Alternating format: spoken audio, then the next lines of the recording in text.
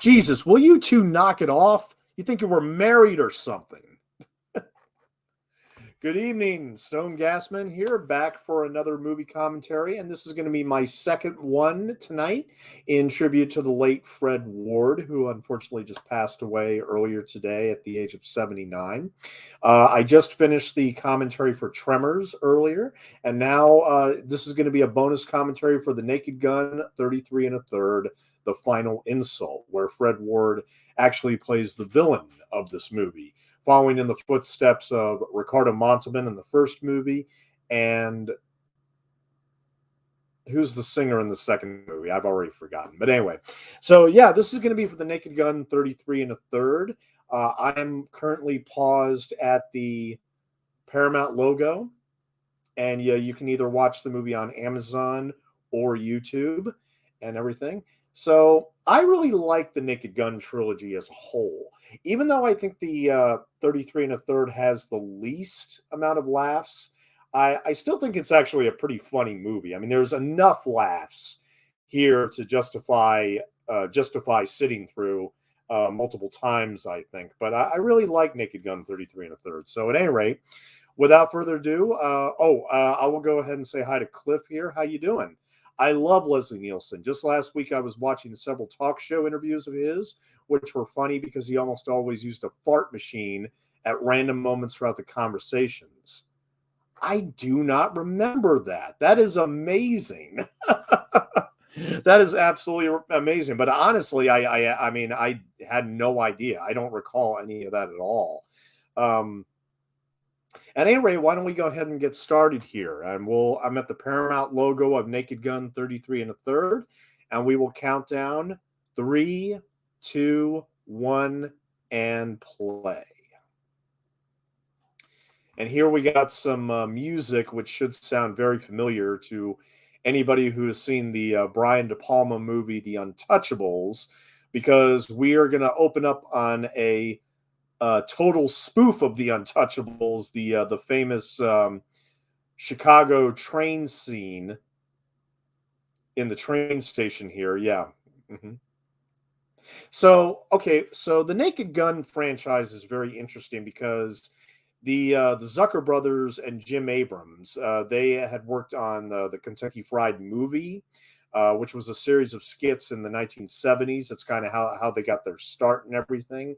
And then they did Airplane, which, of course, is one of the biggest comedy hits of all time when it came out in 1980. And after Airplane, they wanted to, I mean, Paramount released Airplane as well, and they obviously wanted them to do a sequel, but they didn't want to. So they decided to do a show called Police Squad, which only lasted for 6 episodes, sort of like how Fawlty Towers is to the United Kingdom. Well, Police Squad is essentially our Fawlty Towers, because even though it was very loyally supported, it never got past the 6 episodes. So they decided to bring Leslie Nielsen back, who was on Police Squad, and redo it as a movie. And that's how we ended up with The Naked Gun from the Files of Police Squad, which came out in 1988 and was a huge hit. In fact, in terms of box office here, just 1 second.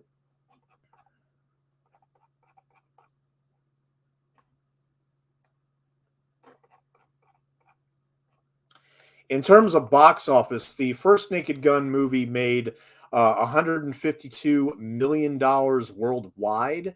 The Naked Gun 2.5, which came out in 1991, 3 years later, would make $192 million.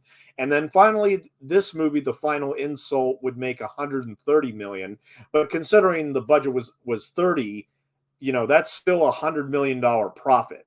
And this got the lowest reviews of all the films in the trilogy, which is understandable.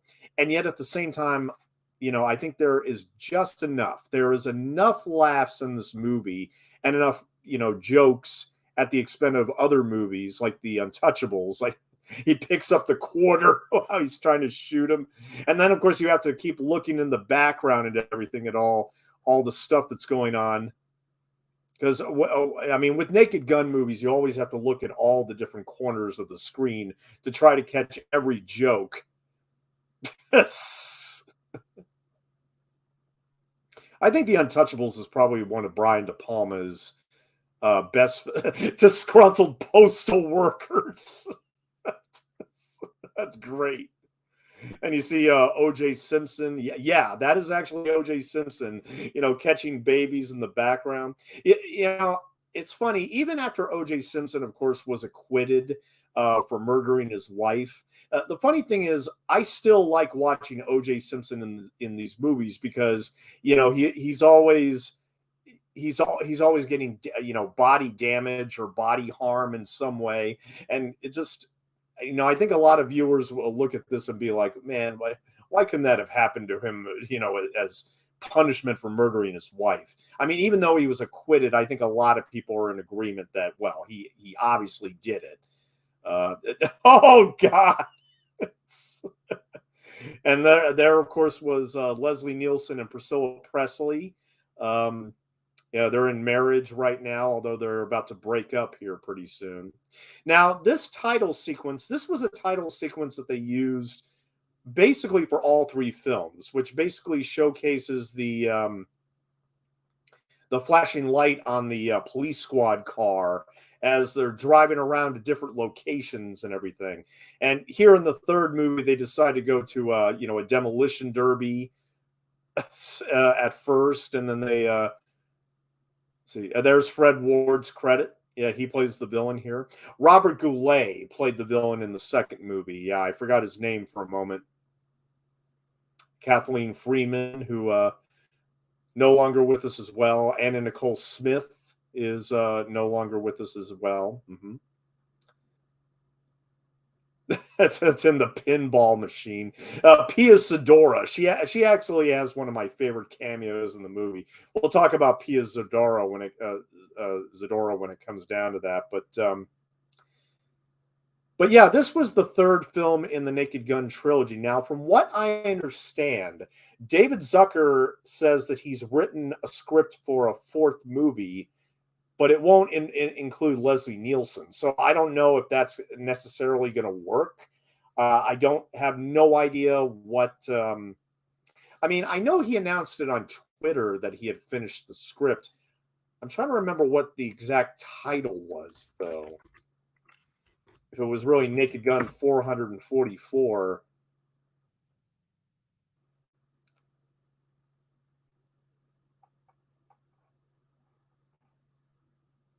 I know he tweeted about it. Oh, yeah. Putting the finishing touches on my latest script, Naked Gun 444 and a fourth, Nordberg did it.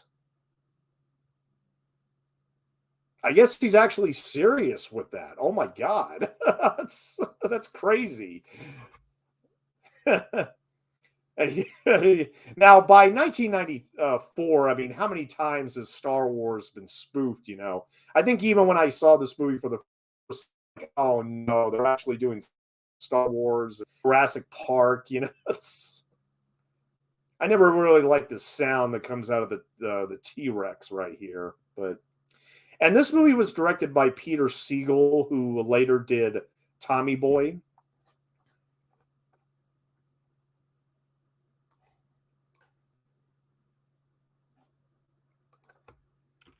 And here we have Kathleen Freeman coming in to visit her son, played by Fred Ward.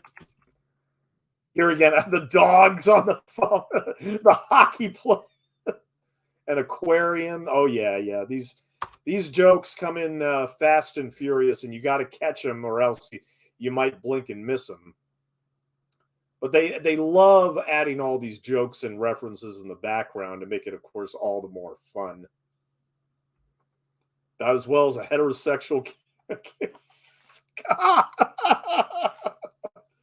Yeah, Tanya's the same. Milky, creamy skin, pouting red lips, firm buttocks, ample breasts.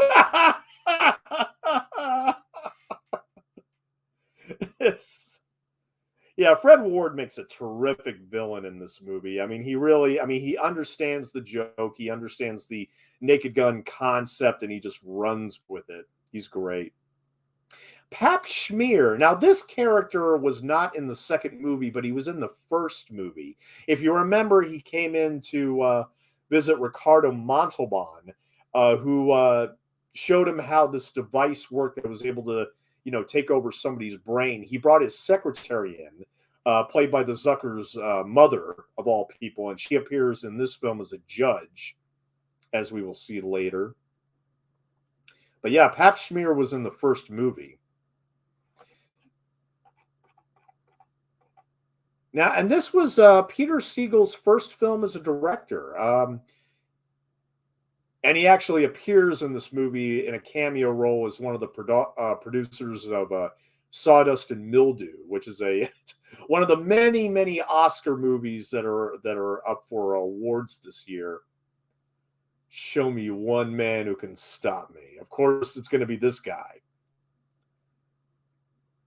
I liked what Leonard Maltin said about Frank Drebin in his review of the first movie. He said, the stupidest law officer since Inspector Clouseau. Okay, you know what? I actually identify with this, right? I'm sorry. I've been to several grocery stores, and I always have a hard time opening these bags up. I don't know what it is. I mean, it's like, okay, is it this side or is it that side? And I always get the wrong side, and it's crazy. I always have difficulty opening up these plastic bags. Now, this third movie actually has kind of an uptick in terms of vulgarity and crude humor. Although this is kind of cute. He accidentally takes the cart with the baby in it. But director Peter Segal, after this, he made Tommy Boy with Chris Farley. Then My Fellow Americans with Jack Lemmon and James Garner. He also directed Nutty Professor 2, The Clumps, Anger Management with Adam Sandler and Jack Nicholson. And then my personal favorite of his filmography, which is 51st Dates, which Adam Sandler made with Drew Barrymore as a follow-up to The Wedding Singer. It's actually on my list of the all-time great romantic comedies, largely because it's actually been used in scientific studies to help people with small short-term amnesia. It's not a joke. It's actually done some help out in the real world, which is amazing. And after 51st Dates, Peter Segal also directed The Longest Yard. He directed some Adam Sandler movies for a while, and then he did Get Smart. I never saw Get Smart. That was based on the television series created by Mel Brooks in the 60s. And then he did Grudge Match, which was awful. I hated Grudge Match. That's the movie where Sylvester Stallone and Robert De Niro get together to have this boxing match, even though they're like in their 60s or their 70s. I mean, apparently, like they do this fake fight that goes viral or whatever. And I'm just thinking, why would teenagers watch these old fucking geezers, battle it out in a boxing ring? I did not buy it, and I hated that movie. And it's easily Peter Segal's worst movie. And in fact, after that, while he did make 3 other movies, they're all nondescript, they're direct-to-video. Second Act, My Spy, and Heels. Yeah, that was his last movie, was Heels, which was made for Stars, as a matter of fact.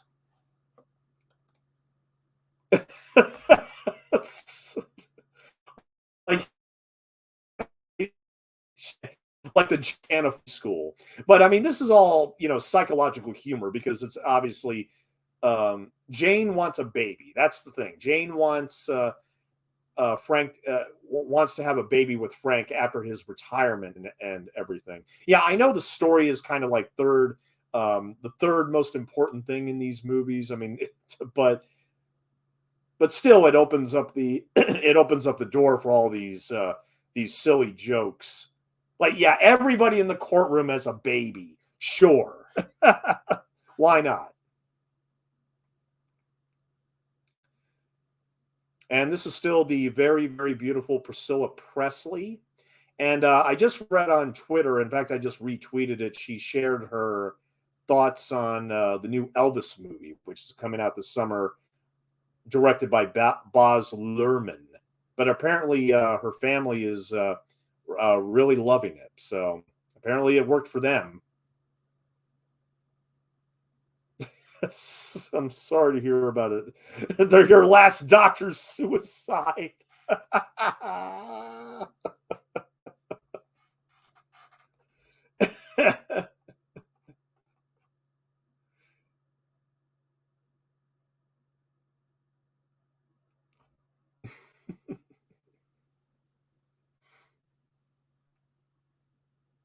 You're so insensitive. This isn't that toilet seat again, is it? And I love the line right here. This is one of the funniest lines in the movie. Is like, "Why don't you want to adopt children? Hey, didn't I try to adopt that 18-year-old Korean girl?"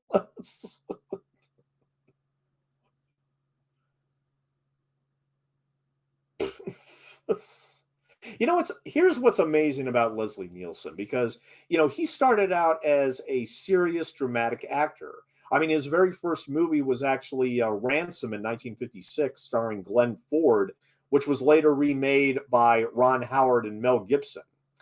But the original is 1,000 times better. And Leslie Nielsen, he plays the detective trying to find Glenn Ford's kidnapped son. Donna Reed was the wife in that movie, and he would star in many other dramas all throughout the 50s and the 60s and the 70s. He did a lot of television work, and of course, when Airplane came around, that kind of changed the direction he was going in, because he realized he was actually pretty adept at comedy, playing things very, very straight and yet being very funny at the same time.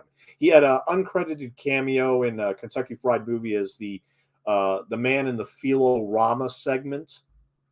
And but he was also doing like genre pictures like Day of the Animals and Viva Knievel and stuff like that.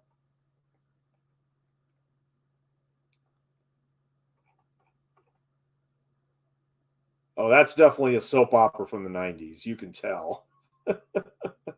He was also in Creep Show in the segment Something to Tide You Over. And then, of course, he did The Naked Gun in 1988, which completely changed his career because he became a virtual star playing Lieutenant Frank Drebin, even though he had already played it on television. But, it's interesting. The movie he made right before Naked Gun was a movie starring Barbara Streisand called Nuts. And it's actually, I think, the best film that Barbara Streisand has ever done. She didn't direct it. She only produced it and starred in it. And she does contribute only like 20 minutes of music in it. But anyway, she plays a high class prostitute living in New York City who is on trial for manslaughter because she killed her client who was abusing her. And who was playing the client? Leslie Nielsen.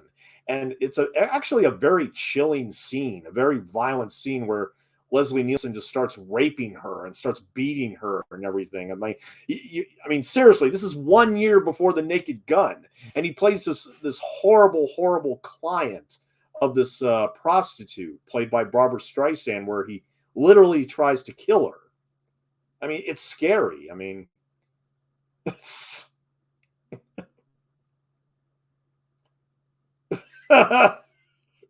Can I keep this one? And that, of course, in the pictures is Anna Nicole Smith, who was a famous model at the time, and she's basically known for marrying this 90-year-old Texas billionaire, and there was a lot of a lot of people started hating her because they accused her of being a gold digger and everything, and she passed away in her 30s. I mean, she was super young when she passed. But look, they obviously didn't cast her because of her acting ability. They cast her because she had massive breasts, obviously.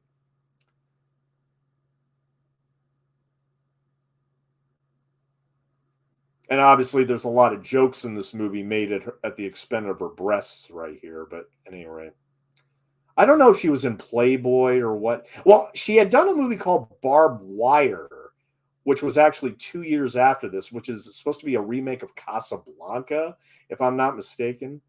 And then, of course, we have OJ here with this giant afro.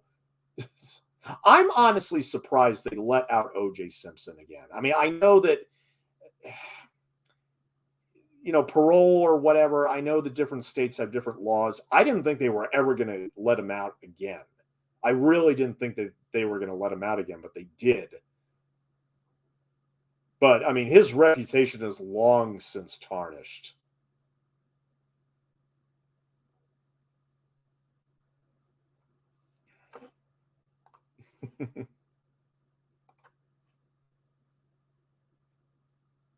They're in Hawaii together. Oh no. uh, Now, see, if I was Leslie Nielsen, I would just tell these guys, "Sorry, guys, I'm not doing it. I'm spending the night with my wife tonight." Okay.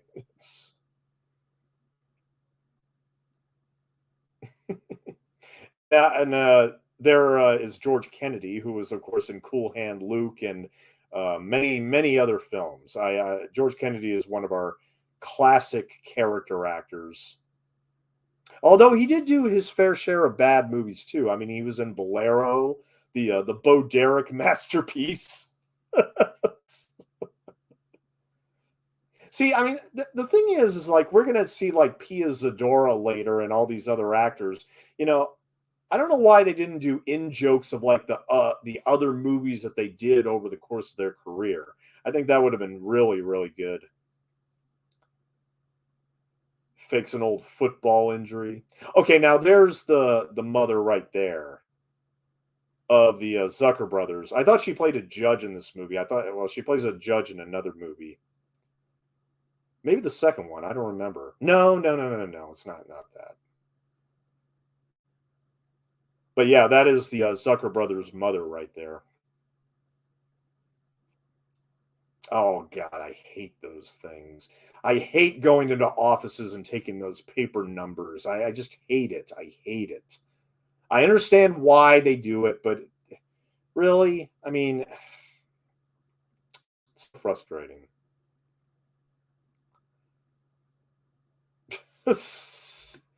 Oh, I didn't catch what it said on the paper there. Oh man. Hey, didn't I see you in that airplane spoof that we did?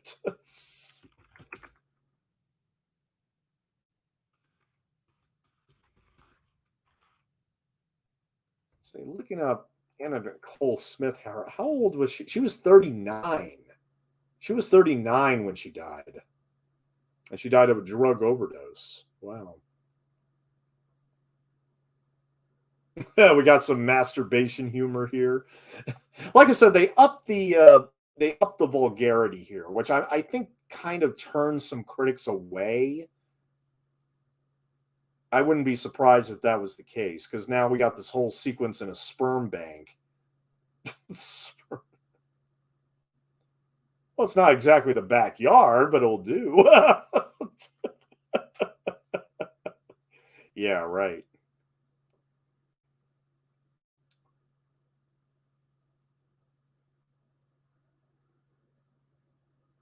And it's about that's the cigarette. Like Leslie Nielsen was just totally game for all this stuff, and he's just brilliant. I mean, like I said, a long, distinguished career doing action films and drama films, and then he became one of the funniest men in America because of the Naked Gun trilogy. And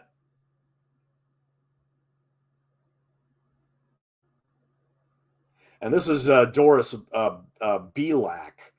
She was in Tootsie, where she played the producer of the show Southwest General, who gives the yes to Dustin Hoffman to play the new character on the show, and she's also in What About Bob as well. When Richard Dreyfuss tries to commit Bill Murray, she's the doctor that tells Richard Dreyfuss, no, he's fine, and he actually thinks Richard Dreyfuss is the crazy one. Do you have Spartacus?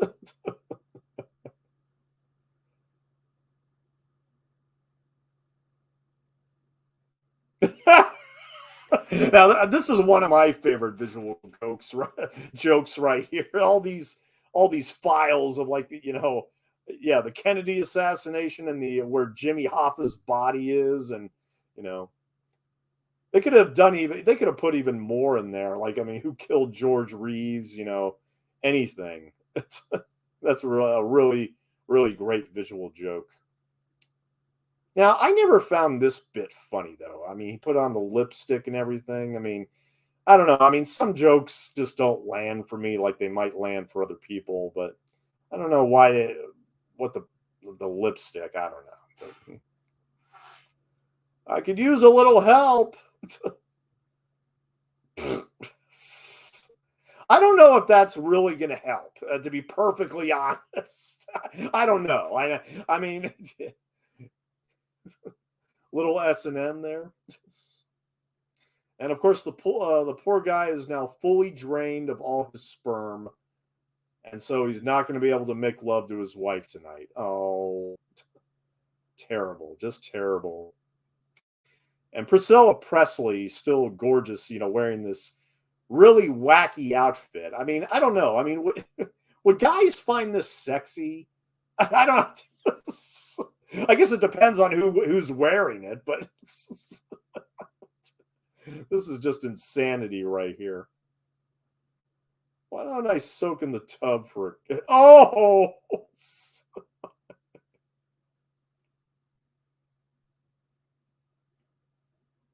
It's the arrow and the heart in the back. That's great. That's great.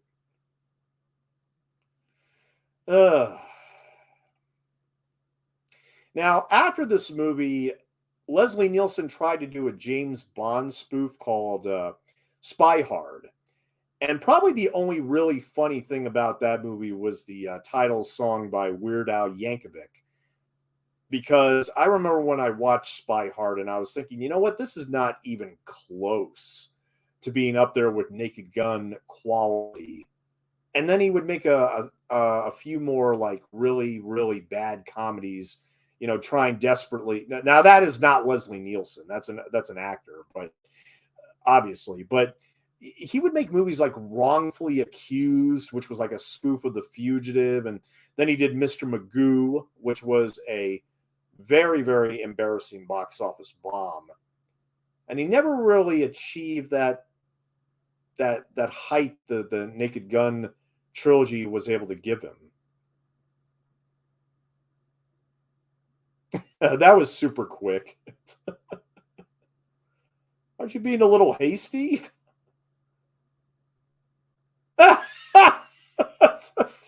All in a span of 10 seconds, she managed to get a cab there and be totally dressed. Oh, hey, Jamie, how you doing tonight? Lovely to see you. Just to let you know, we are 26 minutes into Naked Gun 33 and a third. Yep.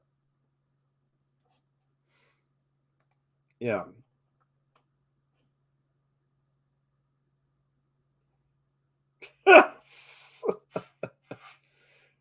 Priscilla Presley, I mean, man, she is still a knockout. She really is.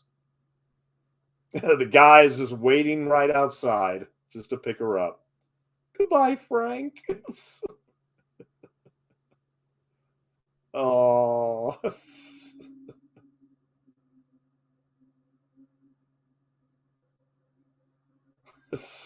the radio announcer, like, yeah, I mean, a lot of these jokes do work for me. A man hate. Okay, this is the Thelma and Louise spoof.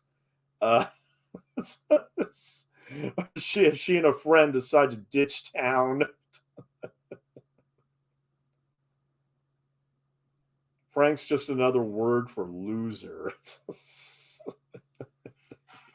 Yeah, Thelma and Louise was, of course, the Ridley Scott movie where Gina Davis and Susan Sarandon, they go out on the road to get away from their husbands, and Gina Davis nearly gets raped in a bar, and they become fugitives.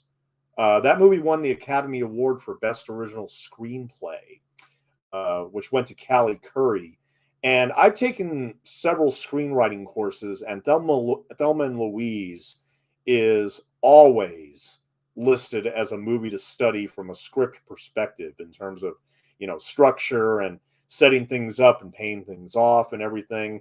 It's considered a model for other screenwriters to follow. Is that Thelma and Louise script?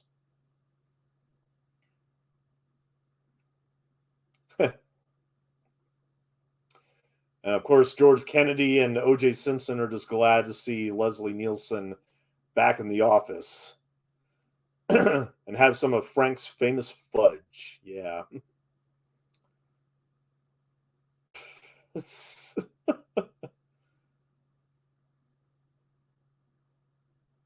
this was in the trailer, if I remember correctly, which showcased like, yeah, Wyatt Earp, Elliot Ness, and then J. Edgar Hoover, who was apparently into S&M. I, did any of you see that movie J. Edgar about Hoover, starring Leonardo DiCaprio? I love Leo as an actor, and yet I was thinking throughout that entire movie, why did they make a movie about J. Edgar Hoover? Because he was the head of the FBI, and he was very much an extremely corrupt individual. I didn't understand the need to make a movie about him. I don't care if he was the head of the FBI or not. And of course, J. Edgar Hoover has become like a joke nowadays, like in Ghostbusters. When Bill Murray brings up if we think of J. Edgar Hoover, he'll come back and destroy us. I just didn't understand what the purpose of that J. Edgar Hoover biopic with Leonardo DiCaprio was. Let me take that urine specimen from you. He actually gargled the urine. Oh God. Now this guy this guy is of course in the other Naked Gun movies where he helps him out with the investigations and stuff. I forget his name off the top of my head, but let's see.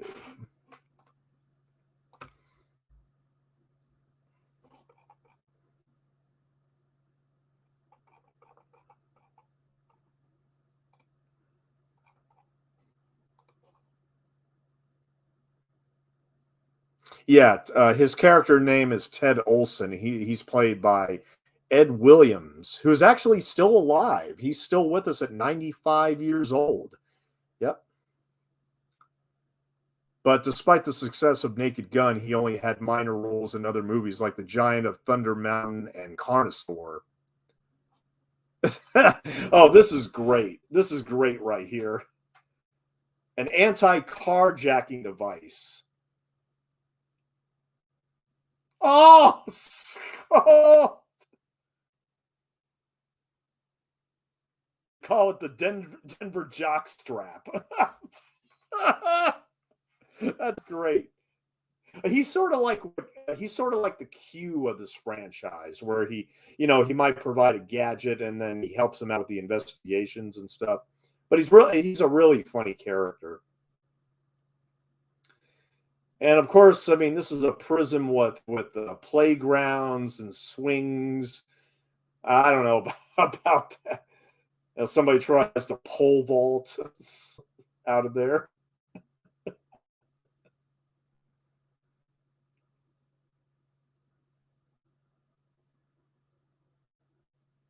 After a long and generous cavity search, I finally reached my destination.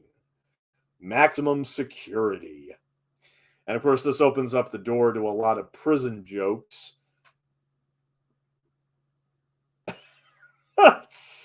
God.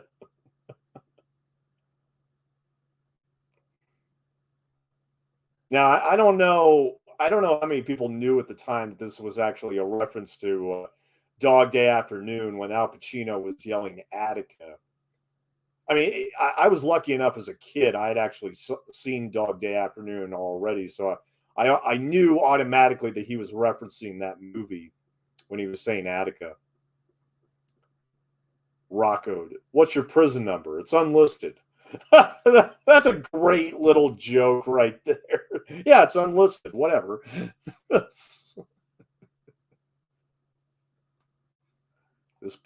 this place here changes a man. Oh, really? Yeah. I used to be light.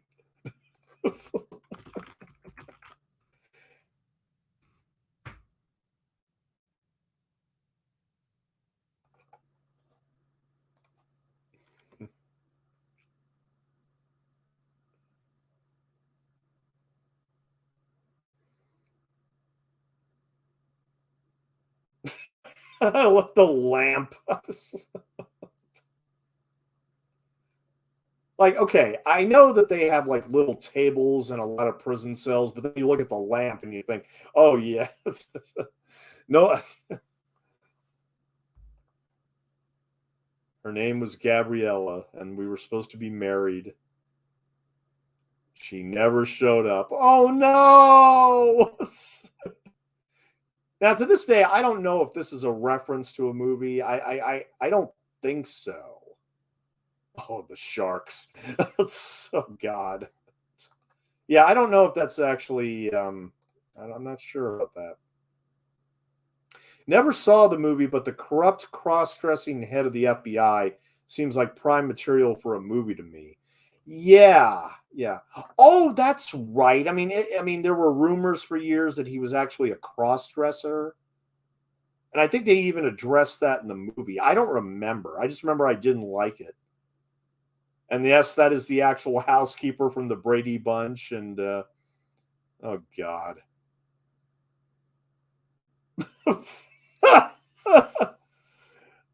Yeah, we just had to get the perfect housekeeper, and they got it from the Brady Bunch. Now, this is Randall Tex Cobb right here. He was also in Ernest Goes to Jail.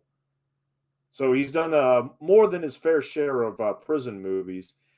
I only found out recently that his very first film was actually the remake of The Champ in 1979, and he plays the boxer that John Voight squares off against at the end of The Champ.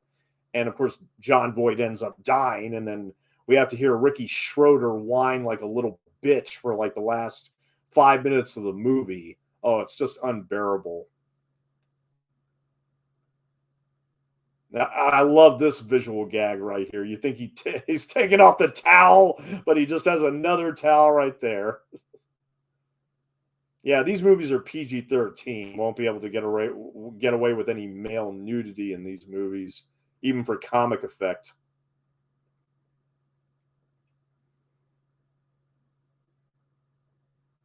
And of course, we have to have these prison shower jokes. He's wearing a chastity belt. Oh God.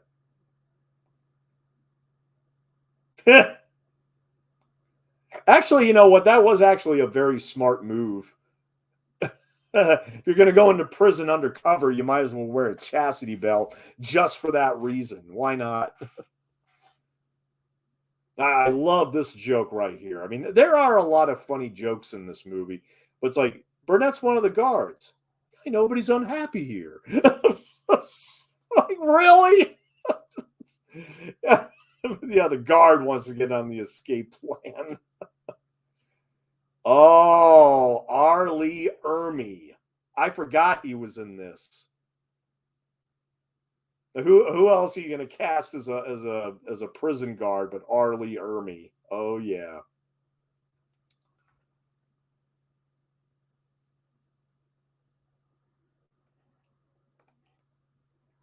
Oh, speaking of Fred Ward's possible CT, Tex is a strong candidate himself. Oh yes, yeah, one of the hardest heads in boxing history. That's very true.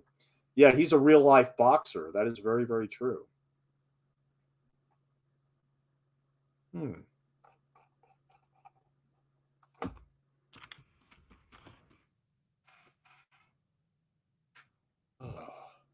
Yeah, American actor, martial artist, and former professional boxer.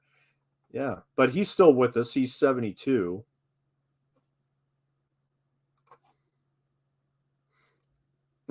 After 9 straight wins as a kickboxer, Randall Tex Cobb lost his first 2 amateur bouts. And in his professional boxing debut on January 19th, 1977 in El Paso, he knocked out Pedro Vega. And he went on to win 13 straight fights by 1979, all by knockout.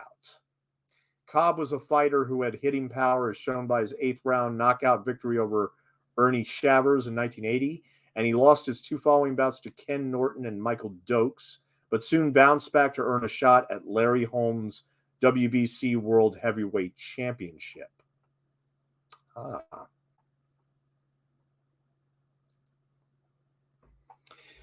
And but he's been in they actually have cast him in a lot of comedies. I mean, even though the Champ was his first movie, he would later he was actually in Uncommon Valor. Oh wow! So he and Fred Ward were both in Uncommon Valor. That's interesting.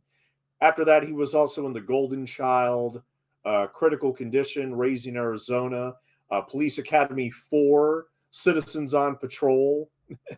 But I think my favorite is still Ernest Goes to Jail. I love him in that. And he was supposed to be in Liar Liar, but his entire part got cut. And I know that because I remember the trailers for Liar Liar, which had Jim Carrey defending Randall Tex Cobb in court, but he's not in the movie. They completely removed him and deleted all his scenes in the movie, which is kind of sad.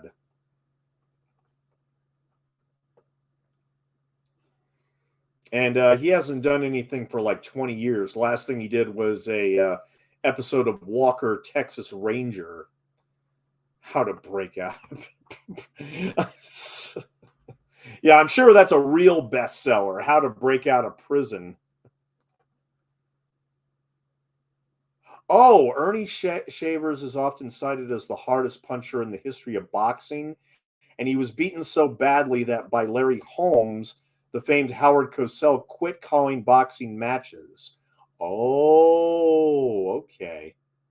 I appreciate that information, Cliff. Thank you so much. Because believe me, I have no sense of boxing history whatsoever.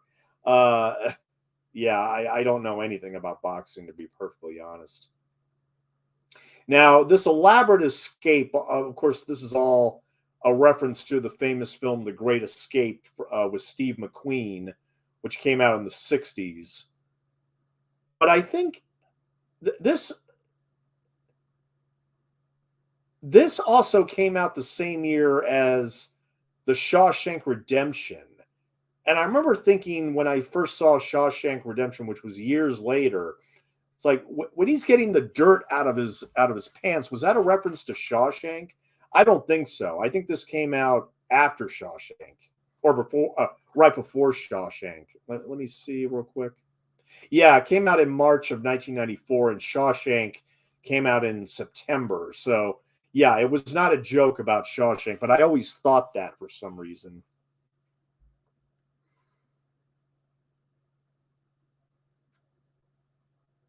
When she goes out of the honky tonk bar. Here again, this is all lifted from Thelma and Louise. This, oh God, that's pretty creepy.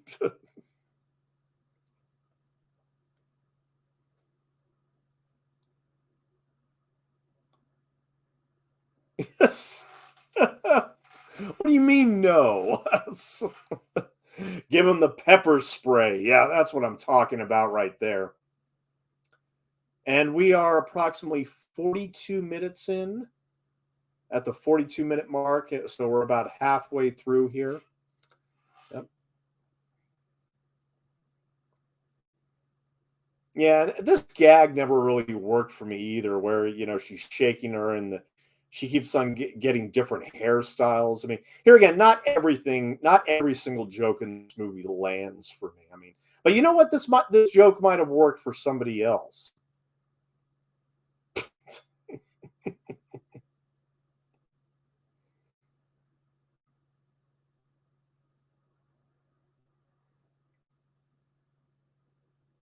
Answer the phone, snuggy pants. Oh God.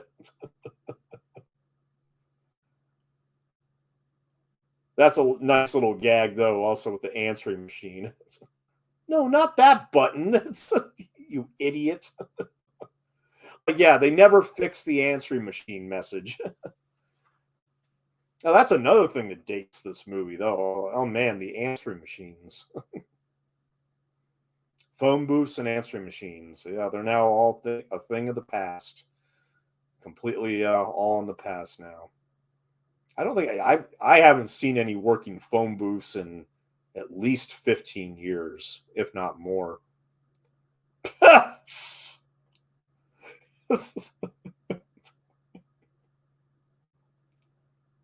They actually play the music from The Great Escape, courtesy of the composer Ira Newborn.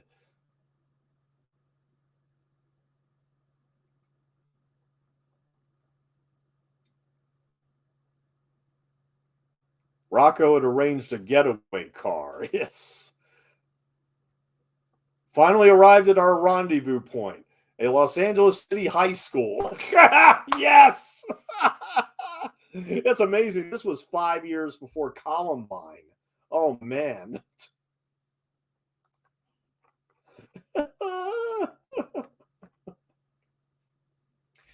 uh, oh, man. I should have mentioned it before, but the actress that was playing Louise was actually Ellen Green, who was in the Little Shop of Horrors adaptation in 1986 with Rick Moranis.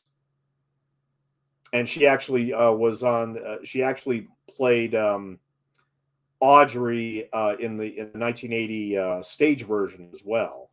Yeah, that was actually Ellen Green.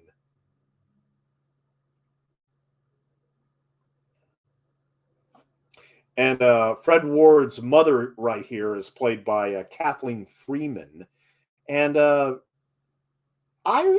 remember her largely only from like movies like Inner Space, but she had made movies all the way going back to 1948 with The Naked City and Mr. Belvedere Goes to College, you know, movies like that. Uh, but and a lot of her roles, unfortunately, is uncredited.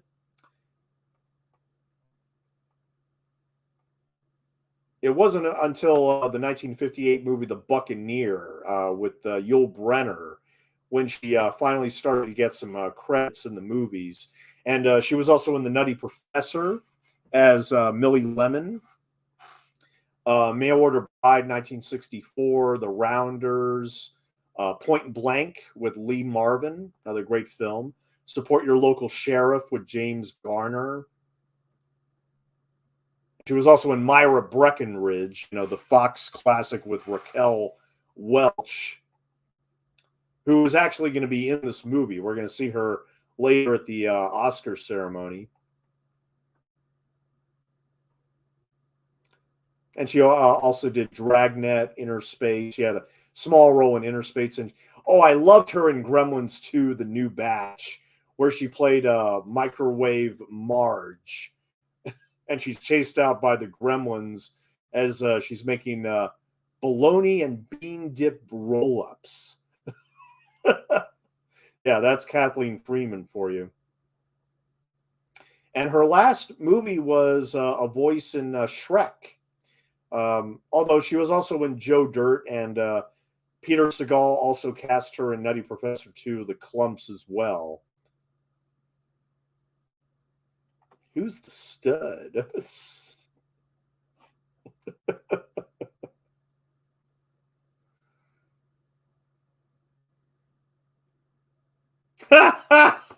I smelled cop on him the moment.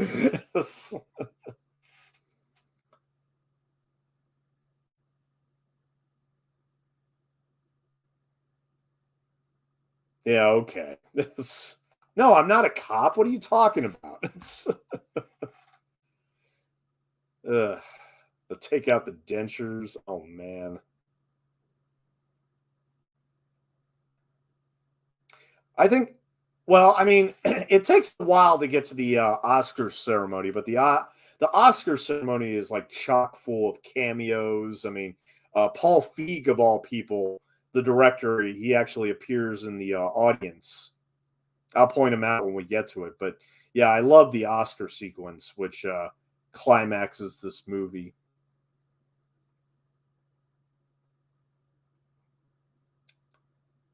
Oh no, yeah, this poor pigeon. Okay, I mean, yeah, he's trying to send a message out to oh Have you seen my pigeon? Ugh.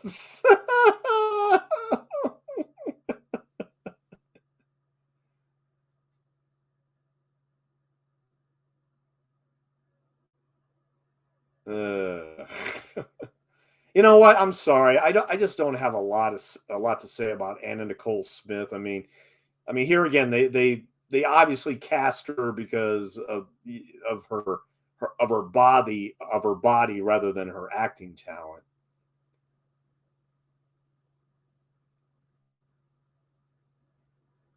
I'll be perfectly honest, though. I still would have went after Priscilla Presley if I had the choice. Believe it or not. Uh,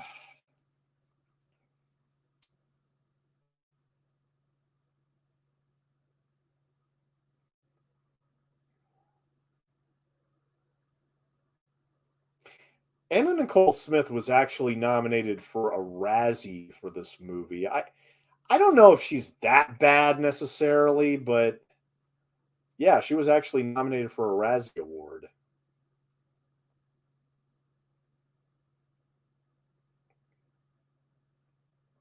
Oh no. Yeah, so I mean, the first film in the trilogy is obviously the best one, because there's a lot of great actors in there, like Ricardo Montalban and everything that really add. And I love the climactic baseball sequence in that.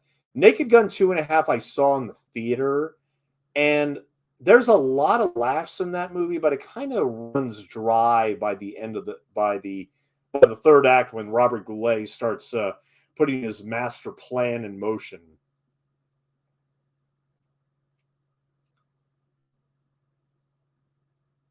I think you were married or something.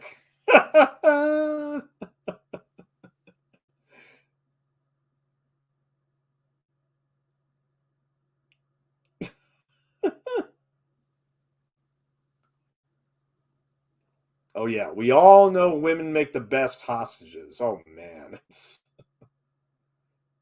we got us an insurance policy. All right. Throughout this whole movie, he calls Leslie Nielsen a kid. He doesn't call him by his fake name Slasher. He calls him Kid. Yeah, like he's the junior member of this gang.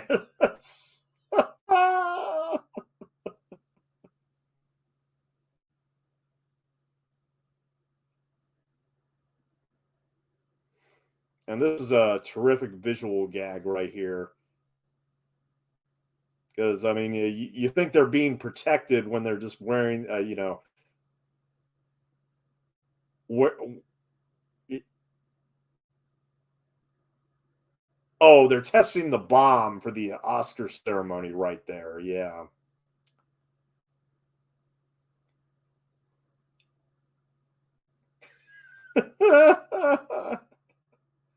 Well, at least our eyes were protected, you know. Yeah, I love Priscilla's hair just standing straight out. Oh, no, they actually do that for the other women as well. Oh, that's a fake shot right there of a helicopter. That's a model. That was a model helicopter. Oh, this will be more embarrassing for the United States since Tanya Harding. No. Eh. Well, it's funny because one of my favorite movies of the past 5 years was actually I, Tanya, um, which was about that whole incident. That was actually my favorite movie of the year. Yeah, in 2017. There's a Weird Al Yankovic with Vanna White. So yeah, we've already gotten to. I mean, this is only an 82-minute movie, and we're already starting the Academy Awards sequence. So we are 52 minutes in with 30 minutes left to go. Hmm.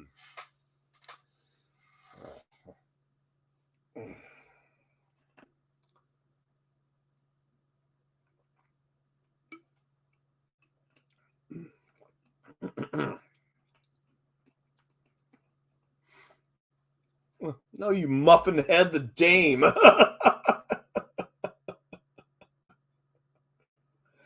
Oh, 66 Academy Awards. This would have been 1994. And I know Paul Feig is up in the front of the audience somewhere.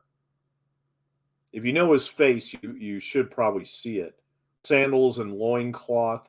I think they're making fun of like um not George Reeves. Oh man, what was his name? Like well, I don't know, maybe those old Kirk Douglas movies. Steve Reeves. That's who I'm thinking of. I'm not George Reeves, but Steve Reeves. Yeah. Played in like Hercules movies and stuff like that back in the 60s. Oh, Margaret Redfeather. Now that, of course, is a reference to Sacheen Littlefeather, who accepted the Oscar on behalf of Marlon Brando for rejecting his award for The Godfather. Very famous and very controversial Oscar moment.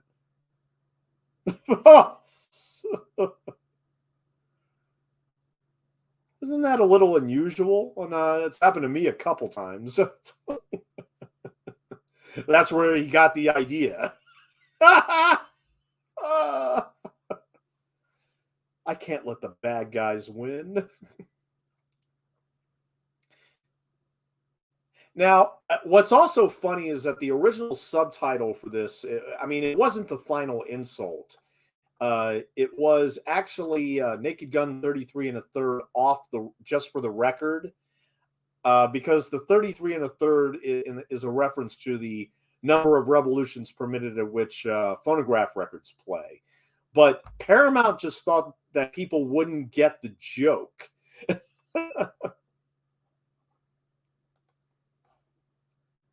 Yeah.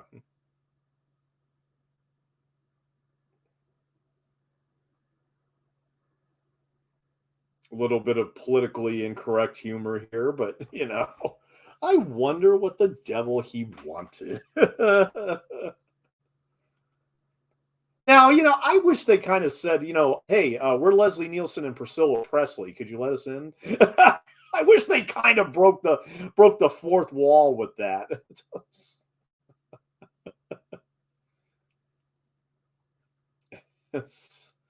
And now present the award for Best Supporting Actress, Mariel Hemingway and Elliot Gould. I love Mariel Hemingway in the movie Star 80, which was Bob Fosse's last movie where she played Playboy playmate Dorothy R. Stratton. But of course, she got her break in Manhattan, the Woody Allen movie. And in between Star 80 and Manhattan, she also did this other great movie called Personal Best, which was directed by the screenwriter of Chinatown.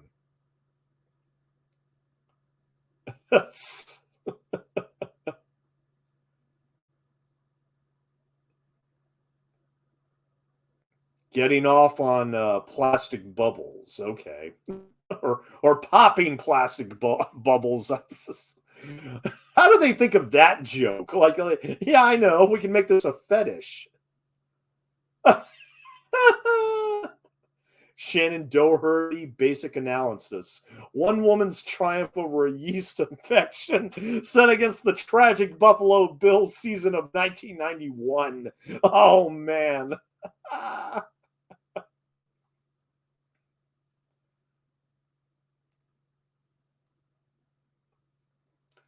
There's a little dinosaur in the background there.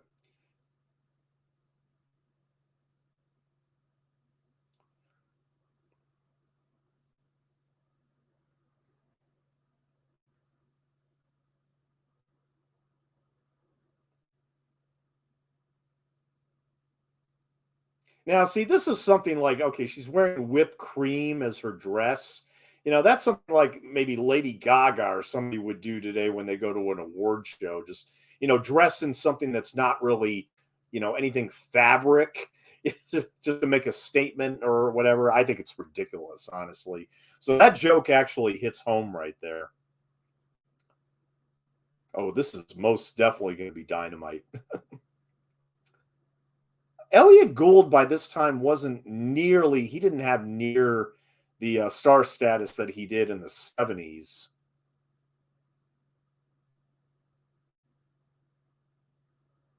Mary Lou Retton. I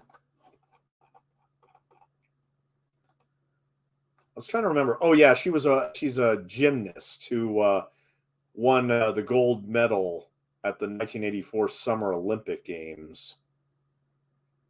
Known as America's Sweetheart, believe it or not. Huh. Okay, now that joke, best actor in a Columbus movie. In 1992, we had 4 Columbus movies in celebration of the 500th anniversary of Christopher Columbus's voyage. Ridley Scott directed 1492 Conquest of Paradise. John Glenn from the James Bond movies, as well as the producers of the Superman series, they did Christopher Columbus: The Discovery. And then there was also a Carry On Columbus movie. That was actually the very last Carry On movie in like the franchise, the British franchise that has like 50 comedies. And then there was also an animated Columbus film that came out in 1992. But I'm telling you right now, we are never going to get another Columbus movie ever again. And I'm sick and tired, obviously, like a lot of people are, that he still gets credit for, quote unquote, discovering America when he just discovered somebody else's backyard. And ended up raping and pillaging all the Native American populations in the process. So why are we still honoring him in history books? I don't know. I think it's pretty disgusting. Not to mention, still an annual holiday, which we should change to like a Native American Day.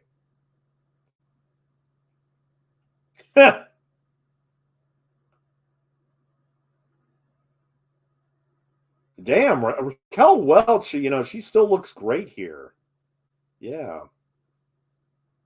Raquel Welch, of course, was a massive sex symbol in the 1960s. I mean, 1 Million BC was kind of her big break, and then she did movies like Haney Calder and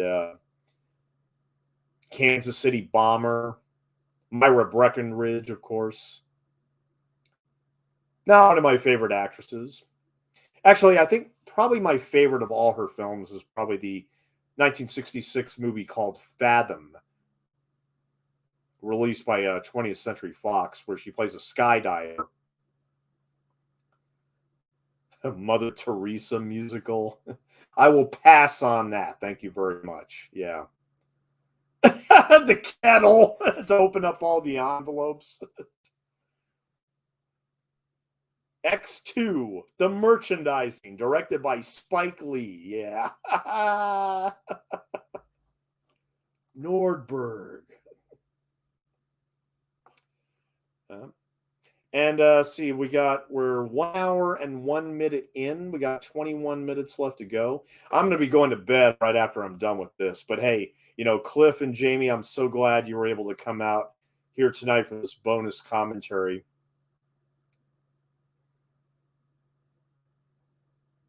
Today's lucky lotto numbers. There's one thing I will never participate in is state lotteries. Never, ever. No. And Steven Spielberg's Geriatric Park. Oh, God. It's so terrible. But of course, I mean, there were so many movies at this time that was making fun of Jurassic Park. I mean, I know Wayne's World 2 also did, and many, many films have made fun of Jurassic Park. And can I just say, look, I saw Jurassic Park in the theater. I liked it, but when I saw Lost World, I that was one of the most horrible film experiences I ever had in a theater. I just I thought it was so terrible. I mean, beyond terrible. I mean, like not even in a funny way. I mean, when the T-Rex attacks the city at the end and everything, I was thinking, Spielberg, that was the first time I actually got pissed off at a Spielberg movie. That was legitimately the first time that Spielberg ever pissed me off when it came to making a movie, and that was The Lost World. And you know what? I haven't bothered with that Jurassic franchise since. I never watched Jurassic World. I never watched Fallen Kingdom. I'm sure as hell I'm not going to see the new Jurassic World movie this year. Only those movies incorporated a little bit of science, I would be more open to it. But no, it just has to be, people running from dinosaurs, and I can't watch that. I just can't watch that anymore. I don't care how good the effects are now. Again,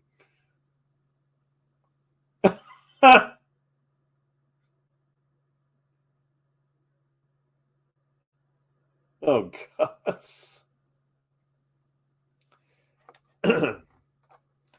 And the music composer here, who is coordinating the Academy Band, that guy was in the movie Somewhere in Time. I forget his name off the top of my head.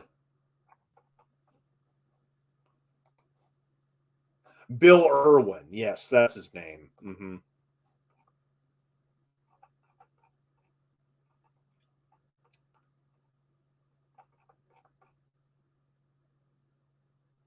Yeah, no lines of dialogue, but yeah, that's definitely Bill Irwin.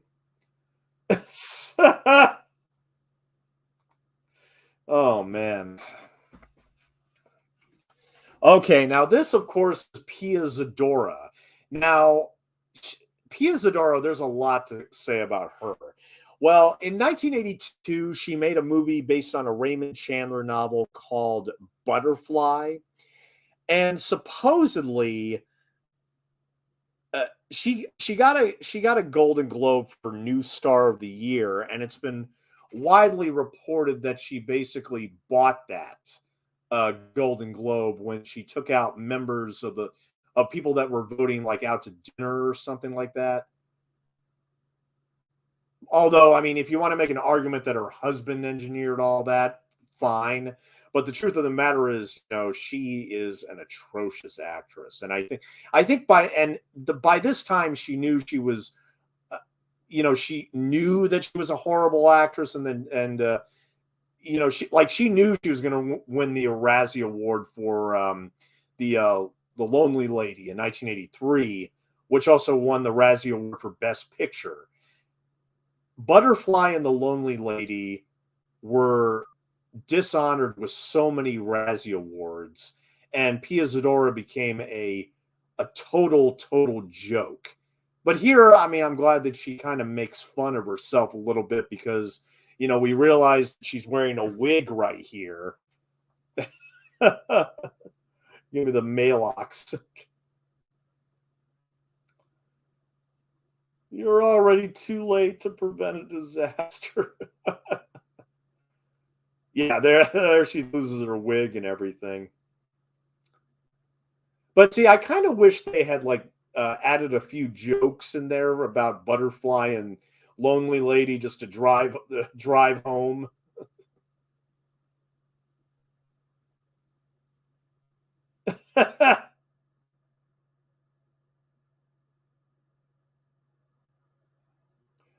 And one of my favorite lines is when that guy in the booth, when he says, "Oh, okay, just screw the commercials. We're gonna stick with this." Oh, Paul Feig is somewhere in that crowd.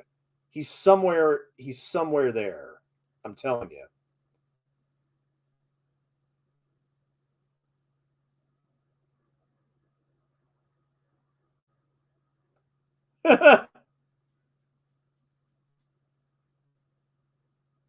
And of course, we got to have one more scene with Anna Nicole Smith as she tries to seduce Frank Drebin right here.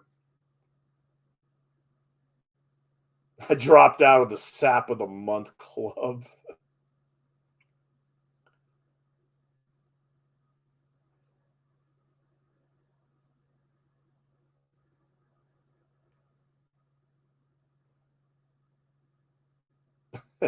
Yeah, and this joke, I remember when I first saw this movie, and it took me a few seconds to realize actually what the joke was. I Okay, look, you're gonna give this woman a penis. Okay, that's one thing. I just don't understand why they decided to make the fake penis into an L shape. That doesn't really make sense to me.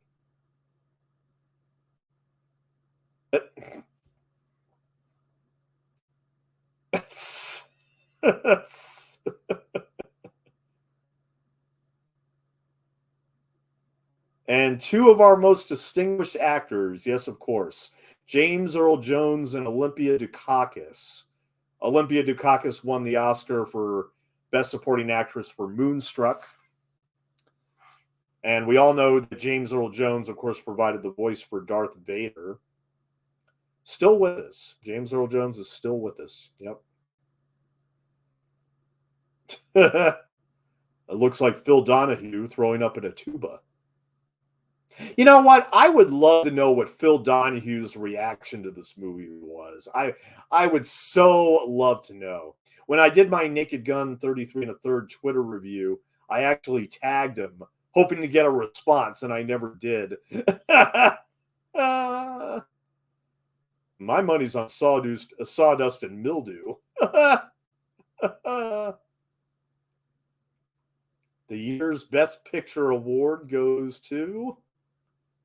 Loved you in Coneheads. You too. The Coneheads had a lot of cameos, of course. It's the bomb! Sawdust and mildew. Okay, that's director Peter Segal there in the middle there, I believe.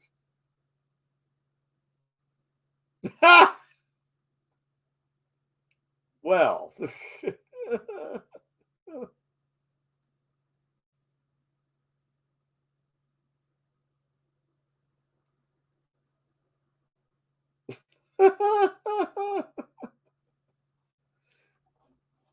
Oh, yes, you were so right, Cliff. Bill Irwin was memorable to me as the old man on the plane with Steve Martin and John Candy and Planes, Trains, and Automobiles. Yes. Yes, absolutely. And he was also, John Hughes also put him in Home Alone. If you remember, the mother, when she was so desperately trying to get home, she actually tried to get these tickets off this elderly couple, and Bill Irwin was the husband there to an actress named Billy Bird. Yep. Mm-hmm.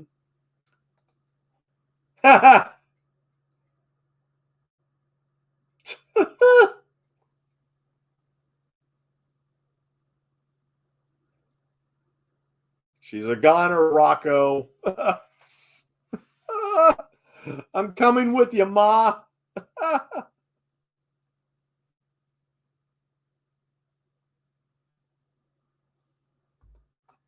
Mm. Yeah, this back and forth that they have, no, wait. If you shoot her and open the envelope, yeah, this back and forth, it's crazy. Jane, this is getting complicated, Rocco. And of course, probably the biggest face slap and a mass face slap. I don't think that I can't think of another movie where I've seen a mass face slap like this one. Uh,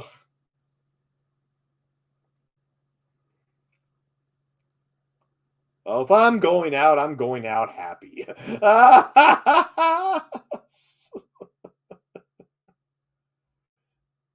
That's amazing. When you watch this in 1994, O.J. Simpson was still, one of the most beloved stars in America, and then that trial just changed everything.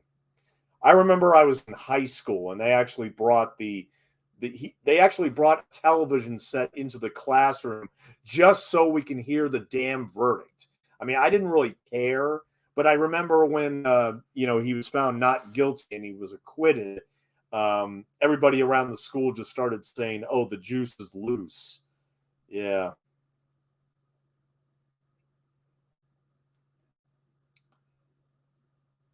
And I know some people really like that Cuba Gooding documentary about O.J. Simpson, or the biopic that he made where he played O.J. Simpson. But honestly, Cuba Gooding Jr. has turned into a creep himself, so I can't bring myself to watch it. If you want to watch the definitive movie about O.J. Simpson, there was an Academy Award, ironically enough, given out to this 7.5 hour documentary produced by ESPN for their 30 on 30 series called OJ Made in America. And that actually won the Academy Award for Best Documentary. But then it completely changed the rules of who can win the documentary award. And they said, no, no, no, we can't give out Oscars to these mini series made for television. I mean, I know it sounds intimidating, 7.5 hours, but there was a lot about O.J. Simpson that I had no idea when I saw that movie, and it just put everything in perspective for me. Because I only knew him from the Naked Gun movies. That's all I knew him from at this point. Yeah,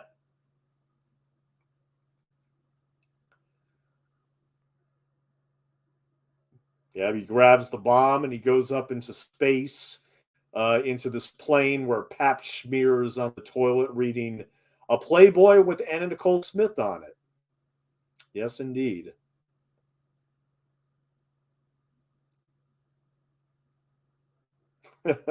Yeah, not a lot of budget available left for the explosion there, but what are you going to do?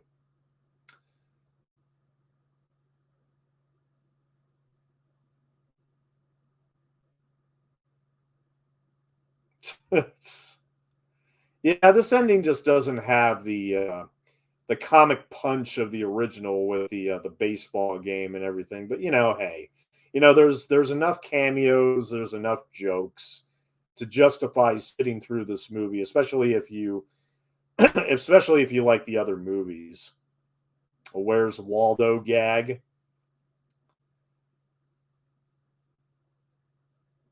Although I do like this final joke in the hospital where when Priscilla Presley, when she gives birth and it's actually a black baby, and of course Leslie Nielsen thought that he was the father. Nordberg. So Nordberg actually did it. Yeah. And that is the end of Naked Gun 33 and a third, the final insult. And usually I would bail out probably at this point, but you know what? With these spoof movies, there's always little gags and jokes embedded into the end credits. And that's why I always stayed through the end credits when I saw, Naked Gun 2.5 or like Hot Shots in the theater. Yeah.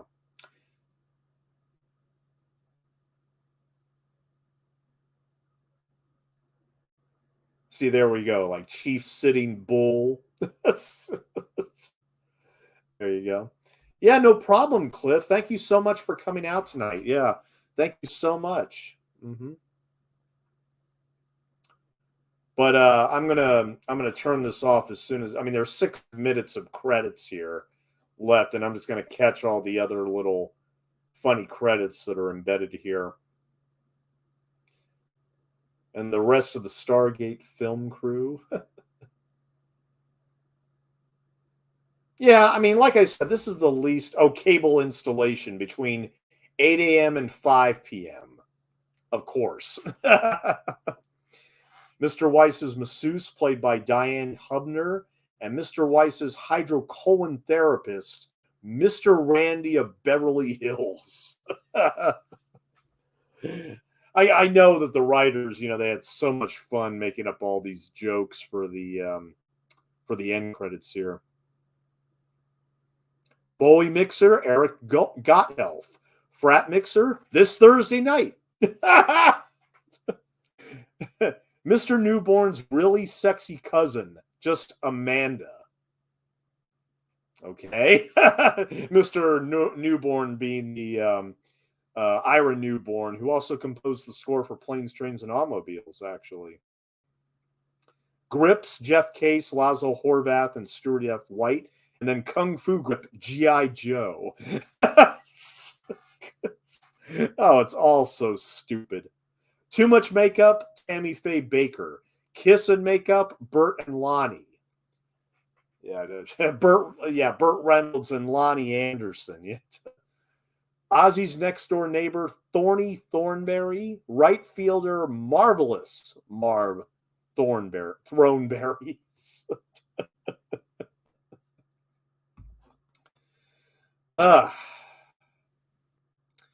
So here again, Naked Gun 33 and a third, it's just not up there with the first and second movie, at least for me. But, Fred Ward makes this entire movie better than it should be, I think. Mr. Hoover's Wardrobe, Bisexual. Wardrobe bisexual. I don't know. I'm not gonna elaborate that on J. Edgar Hoover anymore. But so one more reminder that tomorrow night I will be back here at 9 p.m. for commentary for What's Up, Doc, and then right after that will be Targets, the 1968 movie starring Boris Karloff. Yep. Now, in all these Naked Gun movies, they don't list the cast as just the cast. They say people who acted in the movie, which I've always kind of liked.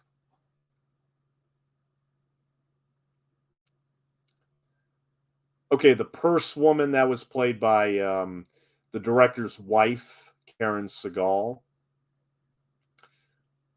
One of the nurses, Charlotte Zucker, obviously part of the Zucker clan. Ann B. Davis as herself, the housekeeper from Brady Bunch. Piazza Dora as herself. Your attention, please. Will the owner of a blue Honda Accord, license number Z2W435, please report to the parking lot? Your lights are on. Thank you. When was the last time you heard an announcement like that? I mean, seriously.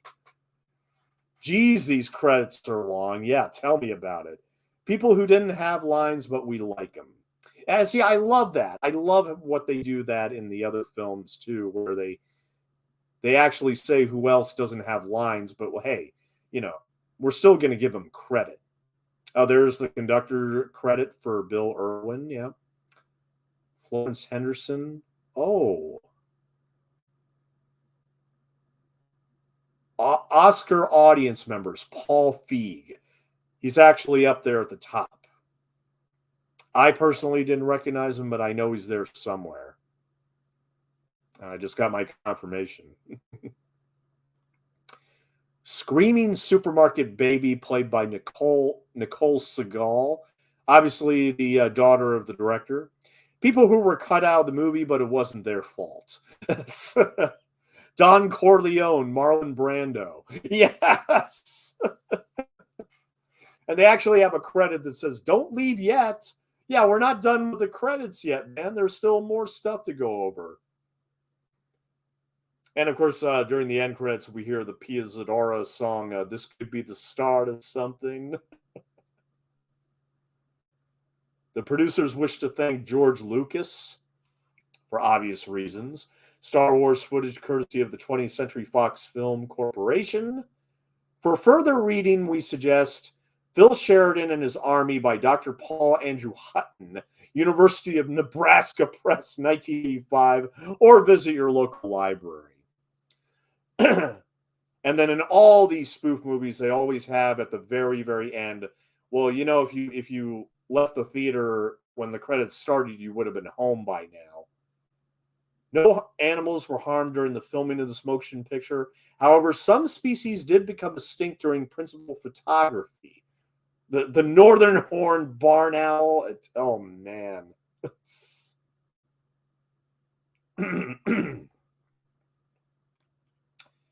And they actually had an end credit sequence at the end of 2.5, but I guess they don't do that here. So at any rate, that's Naked Gun 33 and a third. Thank you so much for joining me tonight. You have a great evening, Jamie and Cliff, and we'll see you again tomorrow night when I do What's Up, Doc and